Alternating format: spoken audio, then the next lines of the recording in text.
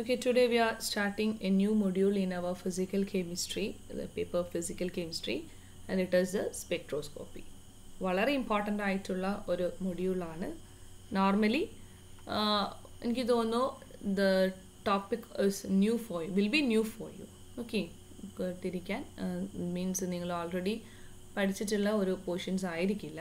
അതുകൊണ്ട് തന്നെ വളരെ സ്ലോയിലാണ് നമ്മൾ ഇത് എടുക്കുന്നത്. വളരെ ശ്രദ്ധിക്കുക. So it's the spectroscopy. Okay, what is spectroscopy? നമുക്ക് എന്താണ് സ്പെക്ട്രോസ്കോപ്പി എന്നുള്ളതൊന്ന് ഒരു ഡെഫിനിഷൻ വഴി നമുക്ക് നോക്കാം. Spectroscopy is a study of the interaction between the electromagnetic radiation and matter. നിങ്ങൾക്ക് ഇലക്ട്രോമാഗ്നറ്റിക് റേഡിയേഷൻ എന്താണെന്ന് അറിയാം, മാറ്റർ എന്താണെന്ന് അറിയാം. അപ്പോൾ ഈ ഒരു നോർമലി നമ്മൾക്കറിയാവുന്ന ഇലക്ട്രോമാഗ്നറ്റിക് റേഡിയേഷൻസ് ഒരു മാറ്ററിന് മുകളിൽ ഹിറ്റ് ചെയ്തിട്ടുണ്ടെങ്കിൽ ആ ഒരു ഇൻട്രാക്ഷനെ കുറിച്ച് പഠിക്കുന്ന ആ ഒരു സ്റ്റഡിയാണ് നമ്മൾ എന്ത് പറയുന്നത്, സ്പെക്ട്രോസ്കോപ്പി. ആ മാറ്റർ എന്ന് പറയുന്നത് that matter can be atoms, molecules or ions. Anyway I can say that spectroscopy is a study of the interaction between the electromagnetic radiation and the matter in such a way that the matter can be the atoms, ions or molecules. Okay, here a matter and electromagnetic radiation can be interacted with that. Okay, that is the basic definition for what is spectroscopy means. ഇനി നോക്കി, ആ ഒരു interaction എന്ന് പറയുന്നത് പല രീതിയിലുള്ള interaction ആയിരിക്കാം. ആ ഒരു മാറ്ററിൻ്റെ മുകളിൽ ഒരു ഇലക്ട്രോമാഗ്നറ്റിക് റേഡിയേഷൻസ് വന്ന് ഹിറ്റ് ചെയ്തു, അവിടെ എന്ത് നടക്കാം, ഏതെല്ലാം പ്രോസസ്സുകൾ നടക്കാം. The nature of the interaction between the radiation and the matter may include, first one is absorption. ആ ഒരു റേഡിയേഷൻ വന്ന് ഹിറ്റ് ചെയ്യുന്ന റേഡിയേഷൻ ആ മാറ്ററിൻ്റെ മുകളിൽ അബ്സോർബ് ചെയ്യാം. Or it can be emitted. It is an emission. Or it can be scattered at the matter surface. So these three interactions may be possible when an electromagnetic radiation is heated on or getting interacted on a matter. First one is the absorption, second is the emission, and third is the scattering. അപ്പോൾ ഇങ്ങനെ ഈ ഒരു മൂന്ന് സെറ്റിലുള്ള മൂന്ന് രീതിയിൽ interactions വെച്ച് നമുക്ക് ആ മാറ്ററിനെ കുറിച്ചാണ് നമ്മൾ പഠിക്കുന്നത്.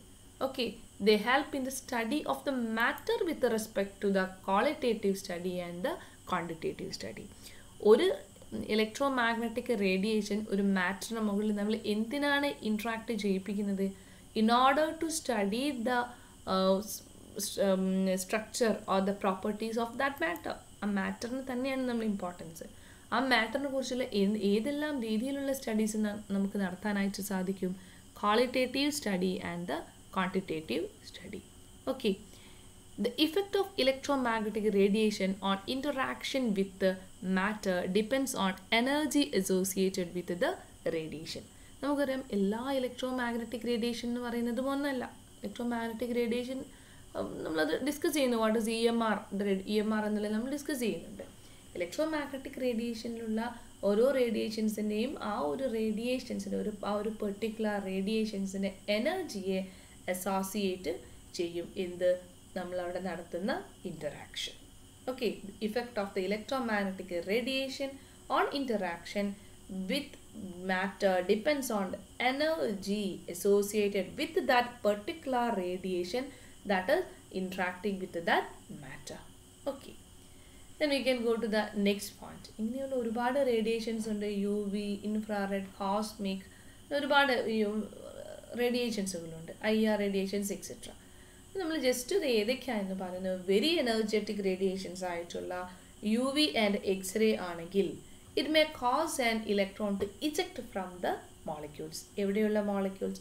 നമ്മുടെ മാറ്ററിൽ കൺസിസ്റ്റ് ചെയ്യുന്ന മോളിക്യൂൾസിന്. ഓക്കെ, അതാണ് നമ്മൾ ഉദ്ദേശിക്കുന്നത്. ആ ഒരു മാറ്ററിനെ ഒരുമിച്ച് പഠിക്കാന്ന് വെച്ചാൽ ആ ഒരു മാറ്ററിലുള്ള മോളിക്യൂൾസിനെ, ആറ്റത്തെ എന്നാണ് നമ്മൾ കൺസിഡർ ചെയ്യുന്നത്. Okay, if the energetic radiation that is used for the interaction with the matter is UV, and UV means ultraviolet and X-rays, it will causing an effect that means the electron to be ejected from the molecule. If that irradiating or the interacting radiation is not irradiating, if the interacting radiation is the not radiation in the infrared region, okay, infrared റീജിയനിലുള്ള radiation ആണെങ്കിൽ എന്ന് വെച്ചാൽ IR radiation ആണെങ്കിൽ of the spectrum how much less energy ആയിരിക്കും and they cause vibrations in the molecule. ആ മാറ്ററിൽ exist ചെയ്യുന്ന മോളിക്യൂൾസിന് എന്ത് കോസ് ചെയ്യുന്നു? വൈബ്രേഷൻസ് കോസ് ചെയ്യുന്നു. ദാറ്റ് മീൻസ് ഈ നമ്മൾ യൂസ് ചെയ്യുന്ന ഓരോ റേഡിയേഷൻസിൻ്റെ എനർജിയെ ബേസ് ചെയ്തിട്ടായിരിക്കും അവിടെയുള്ള ഇൻട്രാക്ഷൻസ് എങ്ങനെയാണെന്ന് നമുക്ക് പറയാനായിട്ട് കഴിയാം. Next is a microwave radiation. If the interacted radiation is a microwave radiation, അതല്ലെങ്കിൽ മൈക്രോവേവ് റീജിയനിൽ എക്സിസ്റ്റ് ചെയ്യുന്ന റേഡിയേഷൻ ആണെങ്കിൽ is even less energetic than infrared radiation. നേരത്തെ പറഞ്ഞിട്ടുള്ള ഇൻഫ്രാറെഡ് IR റേഡിയേഷനേക്കാളും എനർജി കുറവാണ്. It can neither induce electronic transition in the molecule or nor it causes vibration. എന്ത് ചെയ്യില്ല? Electronic ട്രാൻസിഷനും നടത്തുന്നില്ല, വൈബ്രേഷനും ചെയ്യുന്നില്ല. എന്ന് വെച്ചാൽ UV ചെയ്യുന്നതും IR ചെയ്യുന്ന കാസും ചെയ്യുന്നില്ല. It can only cause molecules to rotate.